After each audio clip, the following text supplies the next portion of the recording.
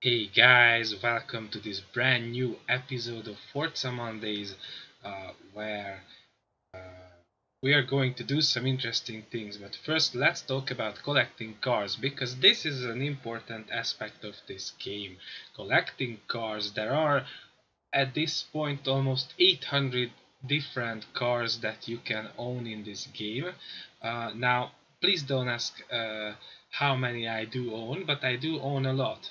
However, pretty early on, I decided that there are certain categories that I collect because I just simply don't think that I could collect each and every one of the cars that are in the game, and I don't really want either, to be honest with you. But a few categories that I collect from the beginning are basically the track toys and the extreme track toys, and then pretty soon the British cars, British sports cars specifically, joined this uh, exclusive clubs of cars that I collect, and then I would say I casually collect rally cars because I love how dirt races are made in this game. Uh, and then I also casually collect rare cars of Japanese provenance because those look cool, and generally Japanese car industry is is pretty good. It's legendary for a reason, I would say. But let's see how we do on extreme track toys at this point. So yeah, I have quite the collection. Let's disregard the Formula Drift ones because those are not that uh, unreachable. But other than that, um, of course, I have all the Vulcans. There are three different models of the Vulcan in the game. Well, two, and one has two versions because the fourth edition is really standard production model. At 500 or so are made of this bad boy in real life. Not even that much. Don't quote me on that. But it's a regular street version. Let's call it that. But with a twist uh, made by the Forza team, and also it has a skill boost like all Forza Edition cars. Uh, and then there are other highlights, like of course I do have the Koenigsegg Jesko, uh, and then I think the most MT 900 just pretty much falls in your lap. Now here is an overlap in the casual collection and the actual collection, the Forza edition Nismo. I still don't have the regular one, but that's just a matter of time. Uh, and then one of the highlights is this one, for which I gave huge amounts of money, but that I don't mind. Um, yeah, the Volkswagen, uh, what's its name? Uh, Bike Peak, uh, IDR Pikes Peak edition. Yes, so this is how my current, and of course there is the Lego Ferrari F40 Competizione. Yeah. So this is how it looks. However, if you go ahead and compare it with what we could own, you will find that I have a few gaps in the inventory. So if you didn't know and you wonder where can you check all the cars that you can own in the game, yeah, so it's actually 347 cars now altogether. Uh, so again, if we filter for extreme toy tracks, track toys, toy tracks, extreme toy tracks are made by Hot Wheels. That's an entirely different thing. Okay, so as you can see, this one I don't own. Uh, so these I do own. I don't have a Bugatti Divo. Uh, there are a couple of Ferraris that I don't have. In fact, I have neither of these. Uh, and then Here are these. I think these are also Formula Drift ones, but don't quote me on that. These are Mustang RTRs. Um, and then here are the Formula Drift ones, and I think I do fairly good with these. Then there are the Unicorns, uh, and uh, then all the rest. I do own some of the more interesting ones, but there are a few that I still need to collect, as you can see. And the reason why I'm talking about this is that actually there is a way to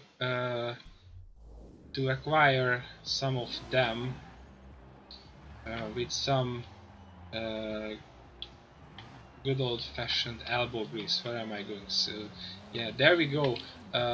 At the Horizon backstage, we can get quite a few of them. And what I'm going to do in the coming weeks, I will use up my 3 backstage passes, here's the number, to acquire some of them. In fact, I could get several ones, because here's the Intensa Emozione, which is by Apollo, which is an extreme track toy. And then here is the Maserati MC12 Versione Corsa, Eco va bene. And then the KTM Expo. Wait, didn't KTM actually produce motorbikes and bikes? Oh well. Uh, and then as we go on, I think the RTR Fords are extreme track toys. So this one is one that I could get, and so is this one. And then the Hoonigan build for the Gymkhana 10, and then isn't this one an extreme track toy too? We'll see. Yeah, this sub series could go on for a while anyways, because to be honest, I do have some more backstage passes incoming, so there really is no problem with that. But that being said, let's acquire a few of these, and I figured that I would start with the Intensa Emozione.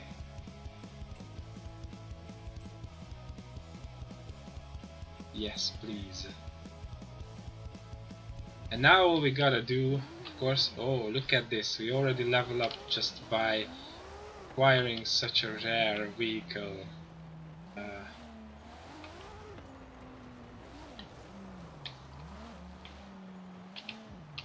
So let's check out what we got for our money. Not really money, but you know, it shouldn't be far. I won't filter now. Yes, Apollo getting car. Get ready for dramatic cuts.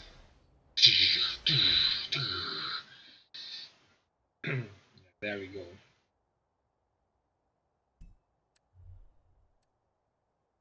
Let's check out what we get in terms of. I won't touch it for the time being. Of course, you can swap engines. I mean,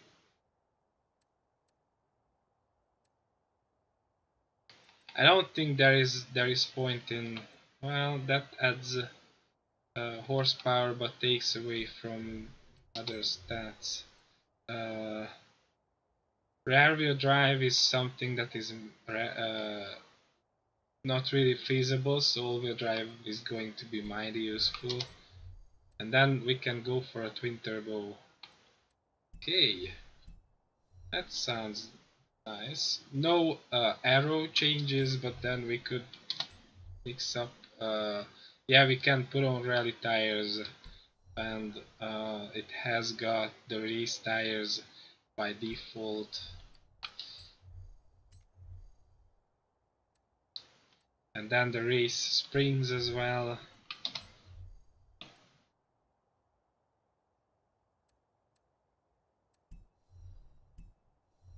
Okay, but before that, let's try it bone stock because you know, you need to know what you own. Ooh, it has an interesting design. Uh, Kind of looks like a Batmobile on steroids.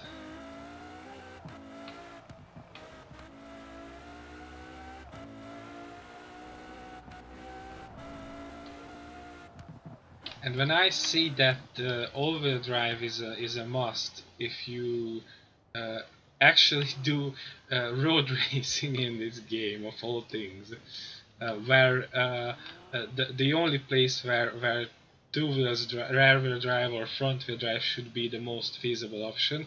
In this game it's no, because at the start you can see that it's fiddling to the side and all that.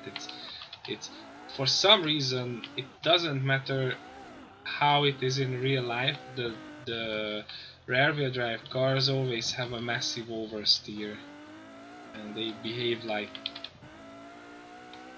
a crazed animal or something. It's unstable and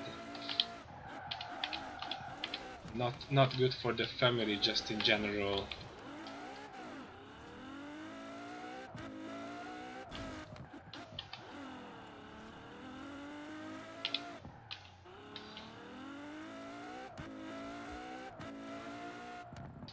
What I want to try is to go down here.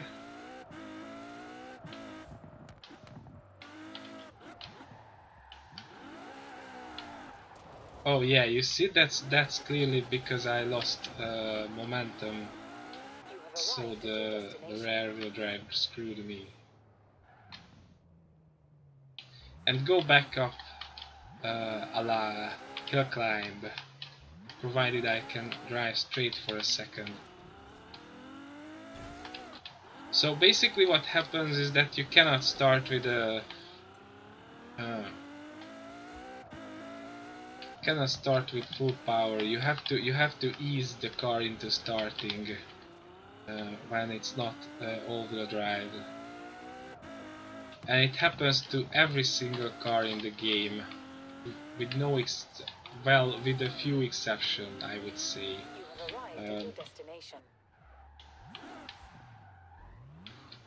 If you ask me, this is one of the things that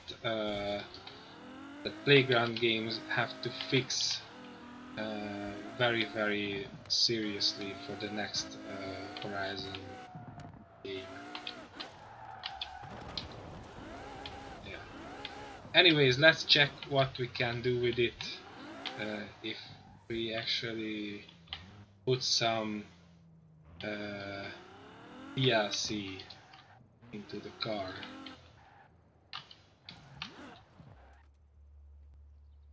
So this is how the car looks 55 grand and a new livery later. By the way, the livery is courtesy of Sunlit Bulb. He does all these anime girl liveries. Rob loves these. Rob does similar ones as well. I figured I put one on this one as well. Why the heck not? I have nothing against anime, I have nothing against girls, and I have nothing against anime girls, so who am I to yuck on anyone else's yum? That being said, this is how it looks like now. It has all-wheel drive and it's packed to the brim. Now the bad news is that I'm afraid this will prevent us from doing rivals, because there is not a category for 999, and that's no in German. If you've been wondering, let's check out switch to normal event. Yes. So yeah, there is no category for 999. 998 is actually the highest, and we are way past that. So yeah, forget about that. Um, yeah, what do I do? Yes. So we're just racing it in solo. Han Solo. Sorry for that. Now, while this is going on, A lot of you have asked in the comments how comes that there wasn't Forza Monday episodes for 2 weeks or so. And let me just tell you, the fact that it's called ForzaMonday denotes the fact that it comes on Mondays, but it doesn't mean that it has to come every Monday. So when I don't feel like doing it, or when I just simply have nothing to cover, then it won't come. Uh, yeah, that's something you have to accept and live with, I'm afraid. By the way, we're on highly skilled. I would like to say that, not as a bragging, but for you to understand why I'm still not, why I wasn't at number one up to this point. Okay, it drives a lot better. That's for sure. Maybe it could use a bit of tune-up to be even tighter at corners. I mean, it's good for my aggressive style, but if you are not like me, then maybe, just maybe, you need something a bit more measured.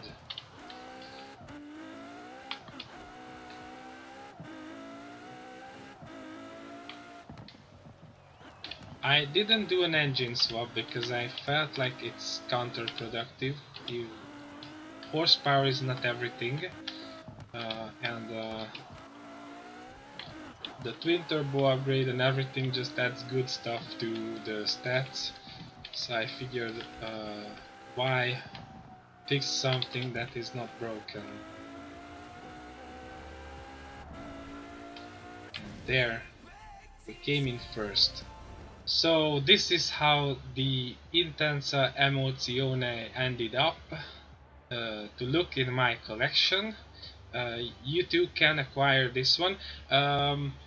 Backstage passes are being thrown at us from left and right nowadays. Like just in this complete uh, month you can acquire 3, because you can get one right now in the autumn. It's still not too late to get into the race. If you acquire 50% of the autumn playlist, then you get a backstage pass, and then you will get one in the spring. And also, if you reach 50% of the complete festival playlist, you get a third one. And I highly recommend, because you can get pretty sweet rides. uh, I would say fairly valuable ones, and ones that don't really everyone is rolling with. So that being said, this is this episode, uh, and I'll be seeing you in the next one. TTFN.